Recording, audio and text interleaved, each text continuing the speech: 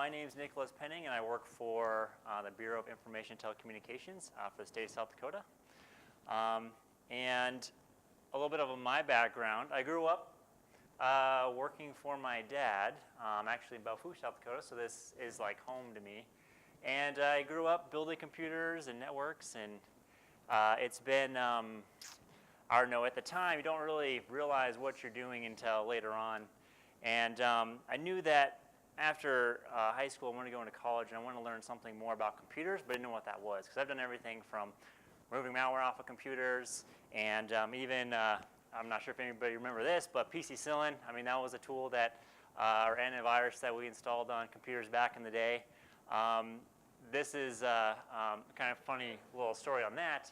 I didn't really grasp the concept of what PC-Cillin was actually doing, because I didn't understand that to cure a virus, you need something to take care of that. So PC-Cillin, I guess, would be similar to your penicillin or whatever it is to, to fight off those viruses and stuff. But I had this screenshot. Actually, my brother sent this to me because he's working on a computer a couple of years ago. He's like, "Hey, look what I found!" And I was like, "Wow, that's kind of a throwback." So I thought some people would appreciate those days. It's kind of interesting. I grew up in Hulett, Wyoming, and so out in my backyard, this is kind of what the view looks like. And for you people that are new around here, this right here is Devil's Tower, so it's about 10 miles away, but fun little national park to go visit if you haven't yet. So yeah, so you can about imagine coming back home, and I just like the area and the scenery and everything else. So I like to do a lot of running. My brother thought it was funny to take this little Photoshop picture, but I'm on a race team in Sioux Falls, South Dakota. I like to compete in any of the local road races, that type of thing. But the biggest thing is I'm really passionate about long distance running. I've done a lot of it through college. I guess the biggest thing is I started off at a junior college in Hulett, Wyoming, got a computer information systems degree. Then I moved on to Dakota State University, which I'm sure a lot of you are aware of. And I got a computer network security degree there. And then also I competed, and it was a lot of fun. And then my last year at Dakota State, I actually was able to obtain a master's degree in information assurance with a specialization in cybersecurity. So that's kind of my background, where I came up from.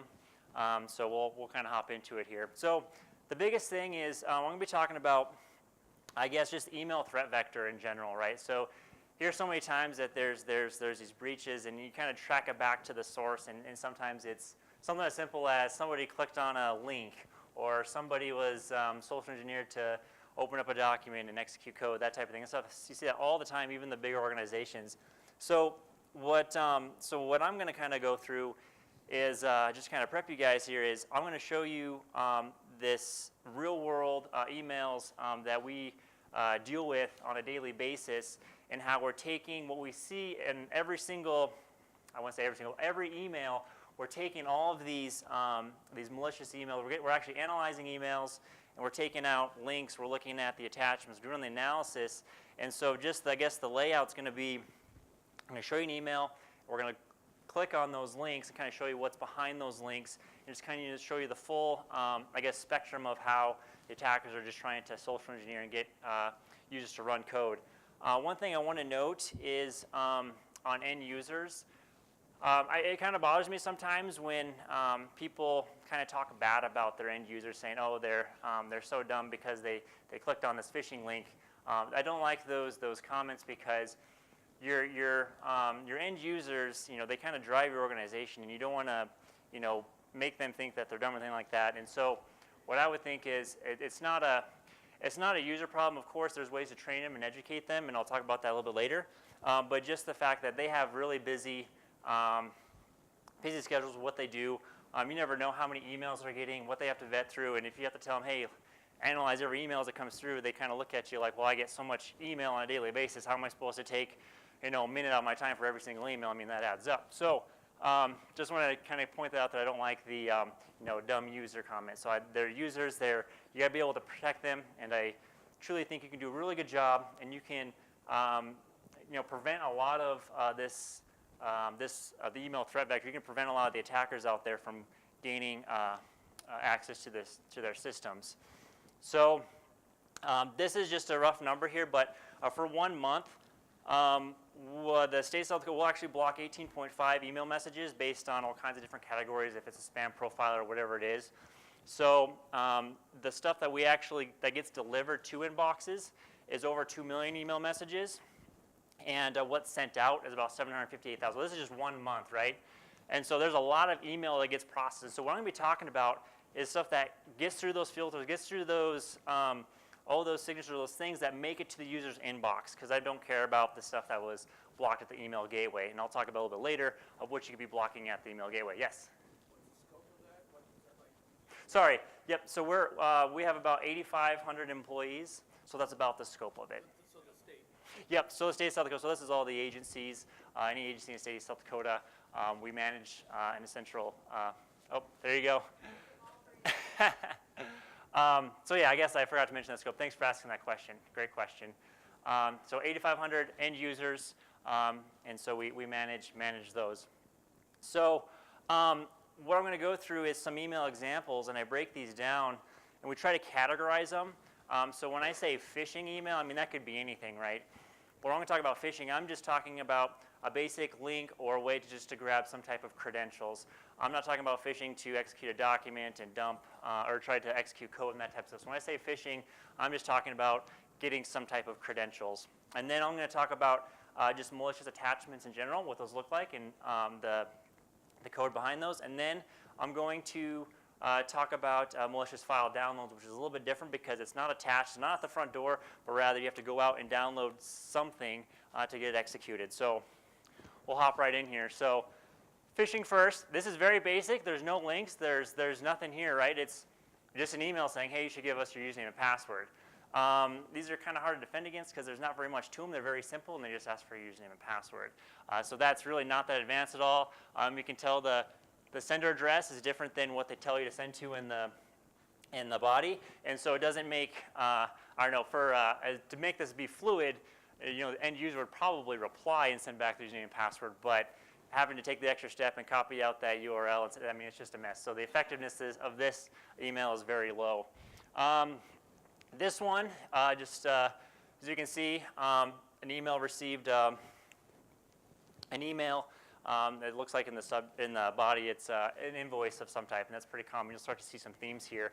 But what you'll see is we have a link here going to whatever site, Office 365/OneDrive. So what we'd imagine is behind this is maybe some OneDrive or some site to go to. So if we go there, it doesn't look that great, right? It says just Windows on it.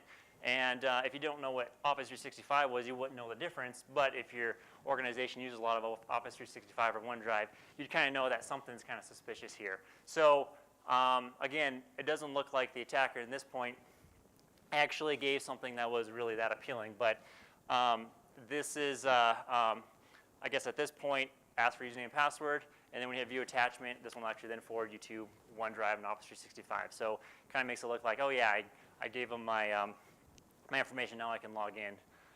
Moving along here, another email. Thing I want to point about this one is when you look at the sign in now and the link on this one, it has a shortened link, and that's a pretty big, I guess, tactic that a lot of the malicious senders out there like to use because you can't actually see where it's going, right? So it's very interesting when you have to hover over the link because some people are familiar with this. Oh, it's just a shortened link. You really can't, without going there.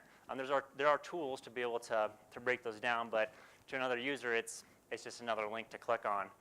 So when we click on that, you can see in the from up here, it does say iCloud service, and it does try to map it to an actual Apple phishing campaign. And so this one, it looks like a cloned side of it, so much more realistic than the last one. This one, just another low-hanging fruit spam email. I just happened to get through the filters from Team Microsoft. And the link, it's kind of funny, they have both the links there, but they go to the same exact place, right? We hop into there, and we have another, kind of sketchy looking page asking for username and password. And even at the top there, you can see that the form was created and being processed using a free version of all forms. This is suspicious, report it. I actually didn't investigate to see if you can actually report that this is bad or not, but it's just kind of funny that you can spot some of those details. Here's one that's interesting. It's from Dropbox Mail, and the document here that you're supposed to review, the link, I was kind of confused when I was hovering over the link. I couldn't find my links because it's way up here. And what they did is this whole body of the message is one big picture. So it doesn't matter where you click in there, you're going to go to the site. So it's an easier way for them to click on it and visit the site. So does anybody notice what's really weird about this one? Can anybody catch the interesting between, okay, so we had Dropbox, and then when they go there, it's actually Office 365, right? Two completely different places to be. So that stuff happens all the time, and we've even seen some emails that have, the title of it's Apple ID, and then inside of it says, you need to log into your Gmail account, and they just don't know what they're doing. A lot of low-hanging fruit. So then I think this might be the last one here. Just another high importance email saying, hey, you need to go to your log into your gateway and get your information. And when we go there, just the old school Outlook web app screen for that. And you can see up here one thing you could note. This is just kind of guessing, but this could be just a compromised WordPress site, but you wouldn't know until you dive into it. But we have seen that when we go to phishing sites, we actually go to the root domain and it's fine, but just so happened that they have a page in there that is compromised and hosting phishing pages. I guess I have one last one here. This one, as far as phishing goes, they actually give you an attachment. I don't categorize it as the malicious attachments because when you actually open up the HTML attachment, you're presented with a Squarespace login or update your billing rather. And when you go there, then it takes you to this alert mailer login and then asks for credentials there. So that's a two-step phase one, but they actually give you an HTML file to make it a little more, I guess, I'm not sure why they did that. It takes a lot more for the user, but maybe they're trying to evade something there. So I'm going to get into malicious file download. These ones, we're talking about links that you go out and actually have to download something. So obviously it's going to go across all of your layers, and we can see what happens. So here's another invoice, right? Like I told you, there's kind of a common theme there. So I have an invoice here, and the link is exactly what it says it is, but it's still obviously a bad-looking link. We hop in here, and it goes out to that site, and it grabs a malicious document. Because you can see, obviously, we've probably seen this before if you have looked at malicious emails and their end goal. So behind here, there's a macro content to actually download and go out and download more malware, but I'm not going to dive into this one because we have a handful of these to go through here. Here's another one that's kind of interesting. It's kind of hard to see, but what they did is from this part down, this was all made up to make it look like the people they were attacking. It made it look like they were the ones that they sent the attacker an email message.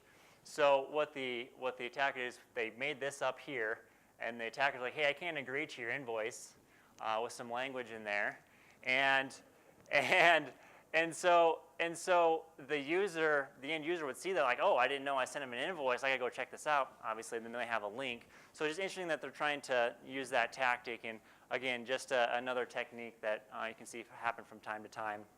You go to the site, download a document, or you have another, hey, you got to enable editing, run macros, so on and so forth. Here's another one. What I want to point out about this is when they start to use legit services like Google Drive, Dropbox, any other like trusted sites, they can help evade a little bit. So if we go into this one, this is a zip file, and I'm not sure if anybody of you caught it here, but this one actually has a password on it too, so that makes it harder for Google to go through and identify that this is an encrypted zip file because it can't look into its content. So right there, this is a trusted site, it's encrypted, so at this point, it's going to be very hard to stop at this point. So the user would open up the zip file, give it the password. Again, this takes more effort on the end user, but it also gives a better chance of it getting to the system. Digging a little bit deeper, this is what the JavaScript looks like. I guess my joke for this one would be that there must have been a ghost writing this because it's all in O's. So I don't know. It's just kind of funny. But the biggest thing here is we see actually there's you can kind of see I kind of split it up here. but we either have, I think it's char code, that will actually break down into a download. But instead of going through and trying to obfuscate all that stuff, we have our sandbox I'll talk about a little bit later, and then we go through and see that JavaScript file went out to an IP address to download a .mov file.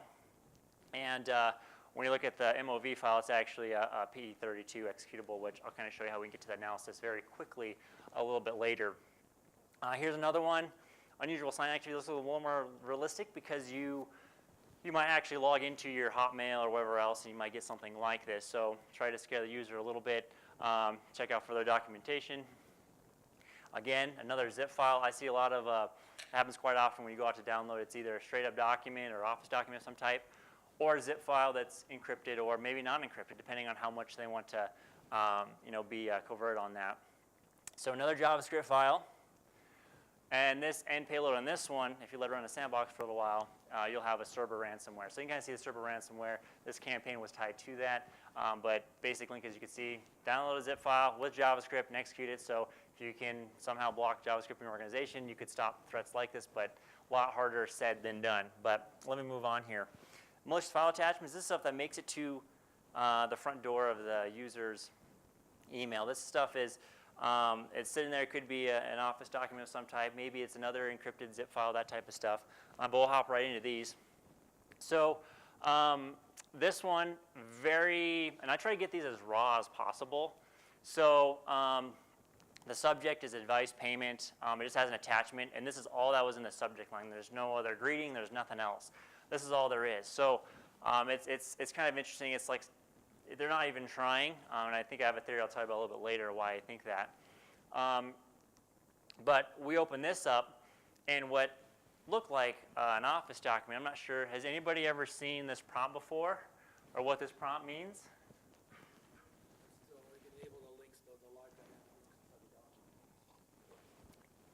Yeah, so if we look at it, it's not an Office document at all.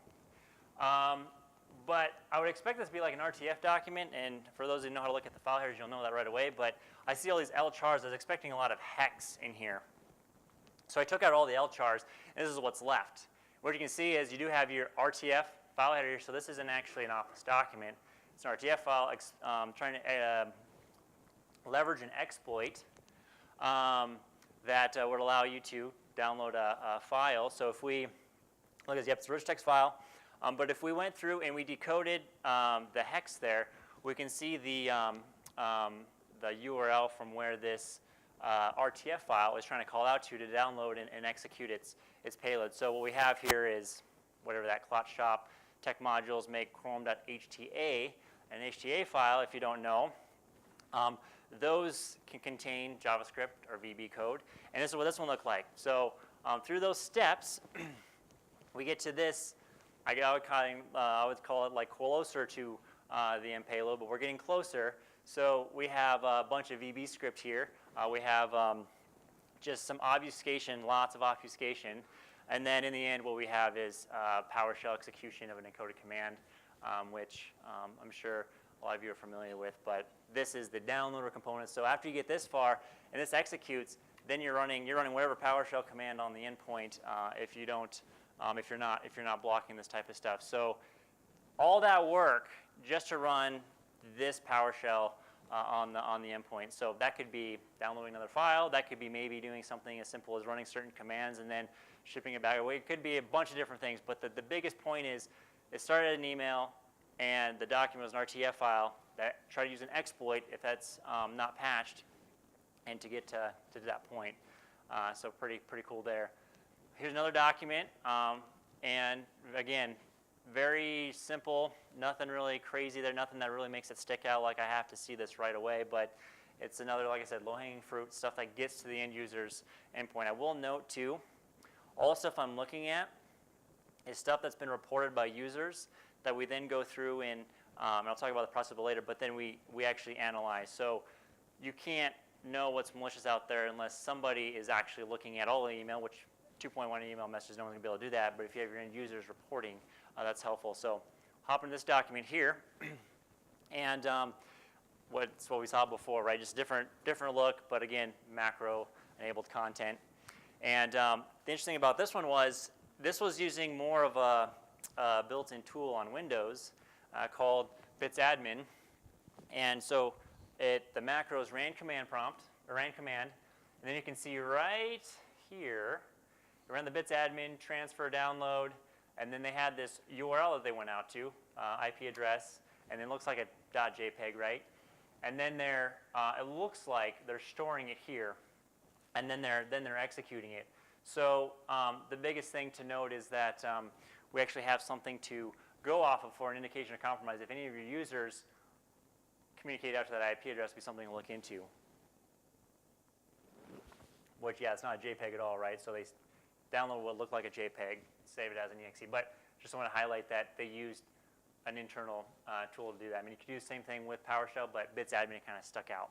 So I thought that was kind of cool. Another one, this one was, when I saw this one, I was like, well, the way that this one looks, there's like nothing here, and this looks like Russian or something. I really don't know. But I was like, well, I'm just gonna use a different tool instead of going through the effort and actually analyzing it. I'm just gonna take the hash and look at virus total. And sure enough, like this thing was like lit up. I mean, you have almost every AV that you can think of. So what's cool about virus total, they've been doing a lot of cool stuff lately.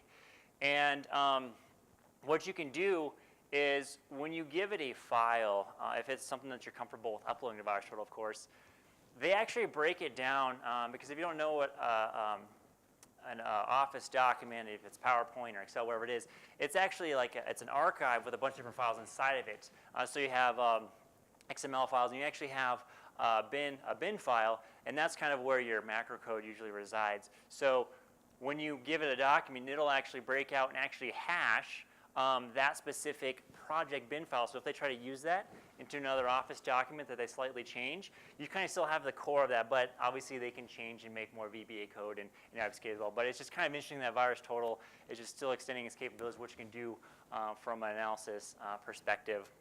And actually it's kind of funny because when I looked this up, somebody had submitted the full email itself, and I could tie it to this analysis as well. So they said this VBA project.bin was tied to an Office document that came from this email, so they can chain all those things together, and then you can start to see, how that looks. So, virus total is an excellent tool for those that haven't have their own sandbox technology in house yet.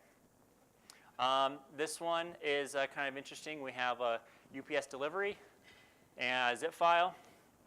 Inside the zip file, there's an HTML document. And we're going to take a peek behind and see, okay, this is, when you open the HTML document, this is what it looks like. We have download and install latest plugin version. So when we're looking at this, we have, I guess the biggest thing is right here. And what's interesting here is that this is actually a reference to a zip file, and it's base64 encoded. So it appears right now that if you click on that link, it's going to serve up maybe a zip file for you. Looking a little bit further, when you actually do click on that download button, sure enough, it is a zip file. You can see by the magic file header here, and that you can't hardly read anything. You can get the file inside that zip file. And so what it looks like is there's an exe in here, which that's what I thought it was right off the bat.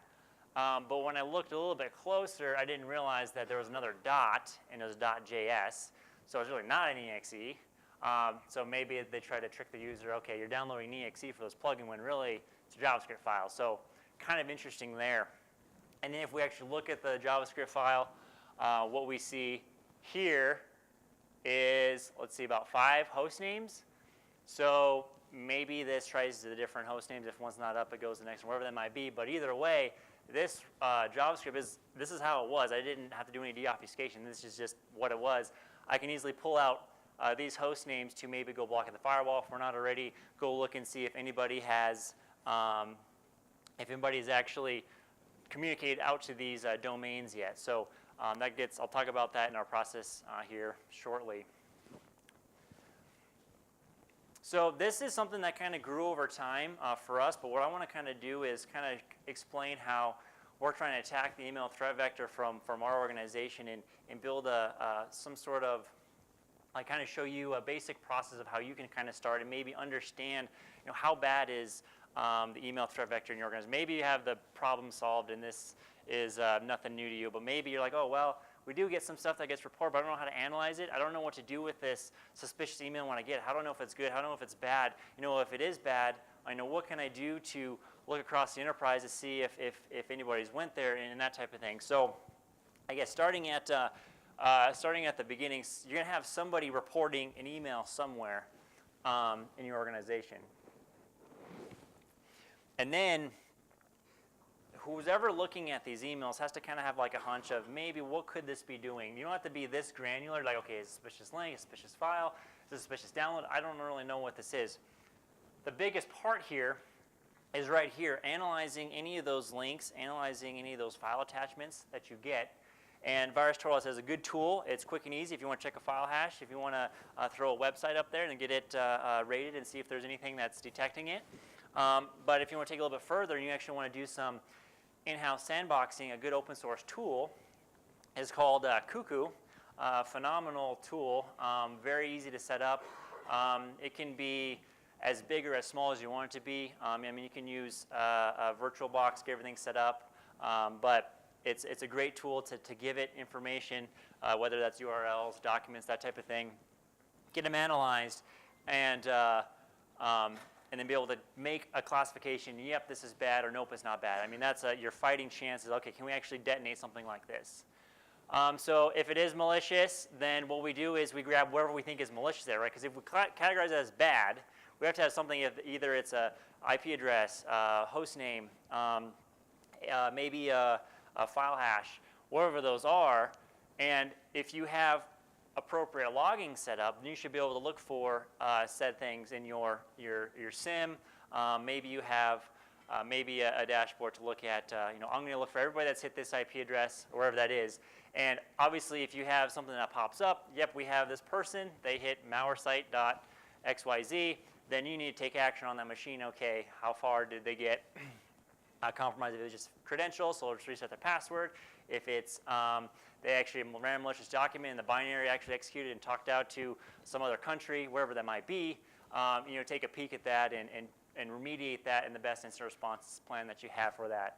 Other things that I want to mention here, while this is happening, another process can be spun off of that, where your email admins can actually be taking the email subject line, or maybe there's something unique about that email or some end goal to be able to say, okay, we need to start pulling these emails because there might be 1,000 of them out there or whatever, and we need to get those clean out so we can reduce the risk, right? I mean, it's not going to be, that's not going to prevent everything from getting compromised, but you can at least try getting those emails out of there.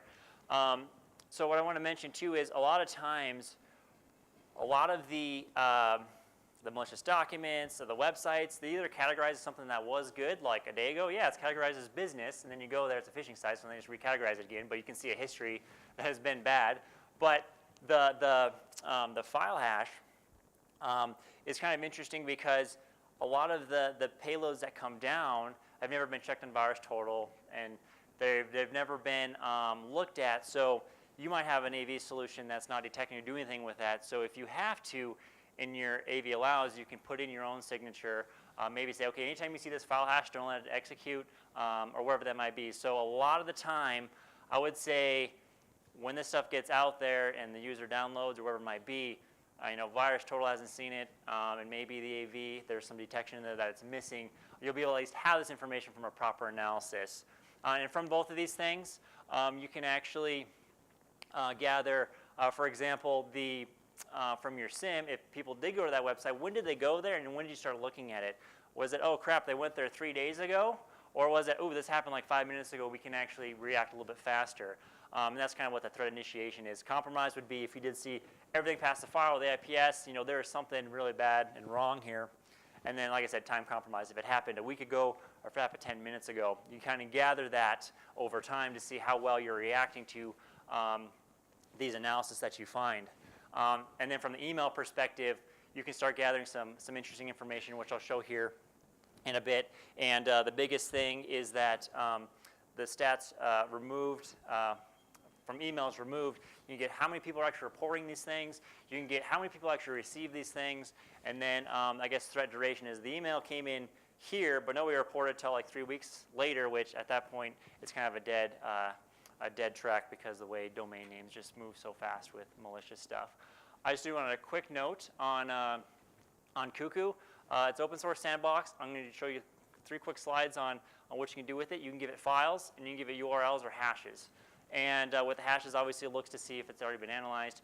URL looks, you can give it wherever URL you want. It goes out there, browses the website, and then obviously it takes all different types of files. And the biggest thing here is you can give it a message file, so you can, if you have a suspicious email, you can drag and drop it out of your email client as long as it's an MSG format or EML format, and Kuku will already kind of parse it out and say, okay, I see there's a DOCM file in here. I also see there's an attached zip file with a document inside of there. So it does all that work to like, okay, what should we actually analyze? Because there's no point in analyzing a .msg file or a .zip file, but rather the contents inside of it. So it makes it very easy to drag and drop content in there and then go ahead and analyze. And then with the sandbox, you can decide how long you want that malware or that site to run for. Do you want 30 seconds? Do you want 6 minutes? Whatever it is, you can easily toggle that or put in a custom time.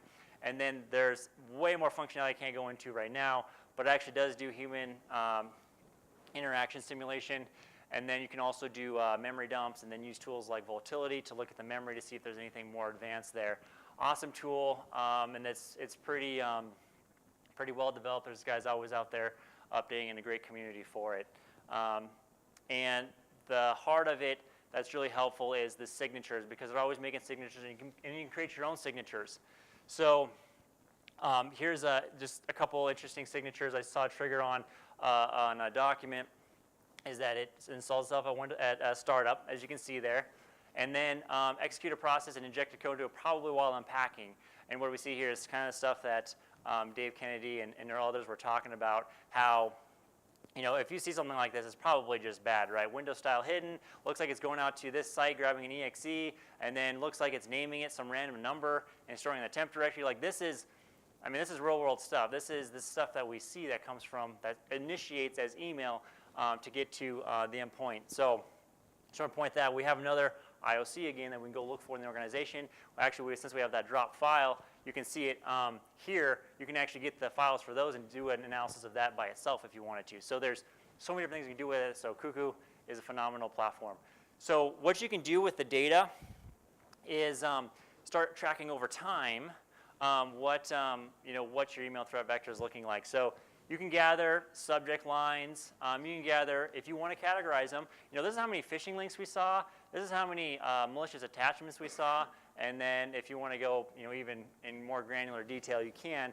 But the thing to note out here is this is 1 month's worth of campaigns, and we can call campaigns based on what their subject is or what their general single, I guess, unique thing to that campaign. So looks like something bad happened on this day because there was over 800 emails that got to people's inboxes. So if we keep following this along from that day, we had 70 people that clicked on that because we have our logs in one location. We say, okay, we had a common URL or a regular expression that showed us what the malicious URLs were and be able to search the organization. We also have how many people reported it because we have a special place for that. And then we can see just from what's getting pulled who actually removed that email. And we even have how many people didn't even read it. So I'll show you what the bigger picture looks like that a little bit later here. Here's another line on that same campaign. So 10% reported it. We had a 7.9% click rate. It's probably a lot lower than what you see a lot of the pen testers do. And then just date and timestamps. When did it come in? When was it reported? How long did it take us for it to react to it? And then by the time it was pulled out, and then we can see that the email life of those emails lasted 1 day, and so it's days, hours, minutes. So 1 day, and then the average reaction time for that was actually 5 hours and 10 minutes. And that's just, I guess, the average of this whole month is 7 hours and 15 minutes. And then the average day, a malicious email that we knew about was 1 day and 7 minutes. So that's kind of our window that we have to kind of clean up some of this stuff. And then if you want to record all what the malicious URLs look like, you can gather that. Maybe there's some common thing you can do with that. And so then you can do this for a whole year and get something like this. You can get a user click rate. Obviously, this is a very good statistic to see how many people are out there clicking on stuff. And from which campaigns are we failing the most, so then we can start simulating and working on those, on educating our users there. And then, so from the year 2016, we went through and removed over 3,000 emails. We had one user that was actually compromised, and when we mean compromised, like that machine was completely owned. There's a lot of places that got through different layers and stuff, but wouldn't classify it as a compromise. And then the overall click rate, and then the overall malicious email lifespan, and the reaction time of when people report stuff that we can get it remediated and dealt with. This is what it looks like when people reported stuff to what's actually malicious. So you can see, like, not very often stuff was actually malicious that got reported. But from all this, we pulled over 3,000 emails. So that's kind of helpful there. So this is all the benign stuff that's not relevant, or nothing that, actually take that back. This is including the malicious stuff. You can subtract these numbers to get the what's benign. So the result from that, you can see this green, that's all you really need to see. I mean, this doesn't matter to you for your stats, but you can do this with your own information. But the biggest thing is the green is what emails that wouldn't have, users wouldn't have been able to have that, they wouldn't have been exposed to that risk. So these are all the emails that were removed in yellow and received. And then the orange is how many people reported the stuff. And then the red is the users click. So you can build this over time if that's something that's relevant to your organization. So I'm going to grab a quick drink of water here. But the biggest thing is, hopefully the core of this is, how can we help prevent some of these things from happening? So email security awareness training, obviously that's a lot of been talked about, where you can try to train your users, but you can only go so far with that. You could create something internal that looks like this. So this is an example where we send out an email to 500,000, 5,000, all employees or whoever it is that needs to be trained. You can create an email, something like this, and have a link to be able to track and gather metrics and stuff. And let's see if this will play here. There was sound, but not really for this purpose. But the biggest thing is that email, we focus on, we take that email and we make a video out of it to show these are the triggers that you should have been looking for and why you shouldn't have clicked on this simulated email. So that you can see, that's an internal policy with EXT. Whenever you see that, that's something we have internally that says, okay, if it comes from outside, let's throw it in there so people have an idea if it's a spoofed message. Another thing, if we don't send quarantined email messages, let users know that. And then if the links don't look good, don't follow those links. So the biggest thing is you can focus on the area specifically that users are falling for. So that's, and then you can give a nice little message of where do you want to get reported. So for attachments, there's a lot of attachments out there that obviously should just be blocked, but this list here is pretty extensive, but this is what your Outlook or your Office 365 or Hotmail account, these are by default. These are already getting blocked. The difference out of those, though, this would be a good list to see of the ones that aren't in that list. I mean, there's the reason why I put some of these back in here is to show that the ones that are in red, these are all what Google blocks in their Gmail. Obviously, you can add more, but just from a perspective, if for some reason you're not using Gmail or you're not using Outlook, you have some other email client of some type, you just have to make sure that you're filtering out and not allowing these type of extensions. But not only that, but you're not allowing these extensions when they come in zip files that are unencrypted, because obviously if they're encrypted, they can get through. So the biggest thing is if it's 3 zipped files down, you still can catch EXEs, HTAs, JavaScript, and that type of thing. So that's something you do at a much higher level, filter down so users don't get these extensions. If they do have a specific purpose for that, maybe email is not the best way to get that content. And so the biggest thing I want to kind of point out here is that a lot of malicious macros, that type of stuff. A lot of people say that you need to disable macros, which obviously is true, but at the same time, it's by default, they're always disabled. The problem is when they're disabled, there's a notification to allow them to run content, and that's the enable content button that completely bypasses that, obviously, and users like to click that, especially if the macro documents are telling them to do so. So the setting that all you need to do for the setting to change is instead of having the notification, just take that away. And when you take away that notification, they don't have that button anymore. There are people that actually need to use macros, though, right? So if you go through and you actually you would disable this throughout your organization, you need to communicate people that do use macros. They need to get to the idea of how to whitelist locations from where they can run macros from. And that's what this is, and that's the trusted location. So if you can go ahead and add or take away all the macros and make sure they can't change that setting in group policy, wherever that might be, you just need to make sure that the users that do need to use macros get relayed this information on, like how you add a trusted location. So maybe you have a special folder, maybe folders within folders. So if they have, like, I have a whole slew of documents, this is how you can allow those documents to be executed. And another thing that's interesting here, this works for more than just local file paths. Like, this actually works for websites and stuff too. So if you have SharePoint users or other people that have documents out on the internet that they download and they don't do anything locally, but they want to edit it on a website, I've actually seen it where they do allow you to put straight up websites in here, and the subfolders still work too. So you can say, okay, everything from google.com or whatever, but you can do that. So very, very interesting, but the biggest point is that you should whitelist which locations can run macros. That alone is very helpful in a lot of cases. There's obviously some bypasses that you can still get macros to execute, but this will take care of a lot of those.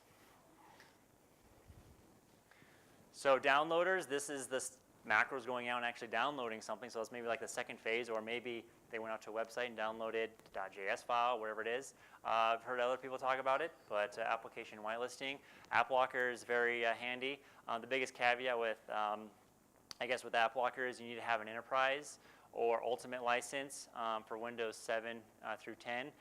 But I did find out that if you have education licenses, App Locker works there. But pretty much with application whitelisting, you're not allowing unsigned code or code that you're not trusting to run. As also, they do have packaged app rules, and you even get as granular into the executable rules and get down into disallowing certain DLLs and stuff too. I also mentioned firewall and IPS because sometimes you might have a firewall, a next generation firewall or IPS that as these things come down, they might try to analyze those or take a peek at those files. URLs and credential harvesting. This is a lot tougher. So if you have a modern firewall, maybe you can have some application control. You're looking at, what categories do we allow and what's denied, but then you rely on the firewall, so it's okay. But if you know of a bad website, maybe you can tack it in there or get it categorized, excuse me. And then when people actually report things and you start to see, okay, yep, these are bad URLs, but our vendor or whoever else is not doing anything with them, let's report them and get them taken care of. It's more reactive, I know, but it's something that you at least do to maybe start putting out some of the fire. And then maybe get to as far as maybe you only allow certain websites in your organization. Obviously, it's hard to do at the enterprise level, but it is a thought. And then as far as credential harvesting goes, multi-factor authentication, although I did see some talks, obviously, that there's a lot of things to get around that. So obviously not, again, 100% foolproof there. And then if you have Google accounts, Microsoft accounts, they usually have some sort of MFA. But when you start to have, maybe you can't, maybe you're not using their services, you might have to have your own. So there are some third-party ones. I think somebody mentioned Duo and some other ones out there. So the credential harvesting is a big piece. So the biggest thing is leverage what your users are trying to tell you. Maybe they don't know what to do with that malicious-looking email. And then when you get those emails, document what you're seeing there. Is there a common theme to those things? Is there a common thing that your users just quite aren't grasping yet? And then make sure that you can go through and analyze those details inside of it. What's the attacker? What are they trying to accomplish here? What are they just trying to get a download to? Maybe is it ransomware, is the payload, wherever that is. Get some kind of intelligence around what your users are getting in the organization, so you can understand the risk. Okay, yeah, we're getting a lot of droppers, so maybe I need to start looking at how can I stop endpoints going out to the internet, downloading malicious files, or maybe you have that problem solved, but it's just users keep going out giving their credentials. Well, let's focus on, let's take our simulation and training and focus on that aspect of it. And so that just kind of goes across everything is let's educate the users and let's adopt better controls as we see, oh yeah, this is what the malicious email stuff is looking like, so we want to try to take care of that vector. Obviously there's other threat vectors out there, but this is focusing on email. And if you take all that information, you can build cool little pictures like this. These are all malicious websites derived from malicious emails. So obviously the more of those sites there are, the bigger the text. So there was a handful of shortened links like I mentioned before, and then some stuff that's hosted on Amazon. And then if you take all the subject lines, you can create something like this, right? So a lot of account, a lot of update. Maybe those things you kind of look for. Maybe you can kind of educate users. Man, if you see something like update your account automatically, this is required, or those big words, you actually might be able to narrow in on what those things that should be maybe reported or looked into a little bit further. So that's all I really had. I'm open for a lot of questions here. Yeah? What version of Cuckoo are you using? Are you using basic or enterprise? I didn't think there was an enterprise, but the current version of Cuckoo 2.0.4, which was released I think about a month ago, I know that the people at Cuckoo Foundation, they actually have like enterprise consulting, so they'll work with you and build that for you if you don't have the time or expertise to do that. But it's the same from what I can understand is it's the same code, same everything. It's just it might be implemented differently. And you can do this in if you have like an ESXi server, then you can have all built to there, or like I said, VirtualBox, KVM. I think there's some other ones. So I think that's all the time I have. But if you guys have any other questions, definitely hit me up. I really appreciate you sitting in on my talk here.